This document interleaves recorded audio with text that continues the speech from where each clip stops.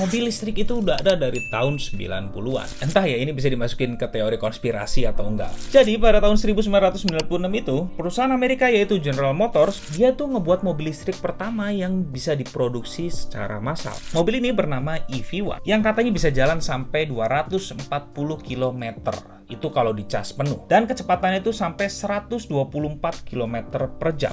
Tapi anehnya ini tuh berakhir di tahun 2003-an. GM alias General Motors nge-stop semua produksinya dan juga dia tiba-tiba narik tuh semua mobil EV1-nya. Yang anehnya dihancurin di tempat tersembunyi. Ya kalau ditarik aja gitu atau ya di stop produksi doang ya gue juga ngerti lah. Kayak ya udah gitu, kayaknya nggak berhasil nih produksinya atau nggak berhasil nih penjualannya. Ada beberapa artikel menyebutkan bahwa katanya regulasi no emisi itu nggak didukung gitu, nggak didukung kayak sekarang. Pajak mobil listrik murah, nggak kena ganjil genap dan sebagainya lah. Pokoknya didukung tuh kalau kalian punya mobil listrik. Tapi kalau cuman karena itu masa iya sih nggak dilanjutin? Mungkin masih banyak juga sih yang mau kalau nggak ada regulasi itu juga walaupun mahal gitu. Mungkin kan orang lebih tertarik juga gitu. Dan parahnya lagi nih, katanya konsumen EV1 sampai ngumpulin dana sebesar 1,9 juta dolar untuk nyelamatin 78 unit EV1 yang bakalan dihancurin.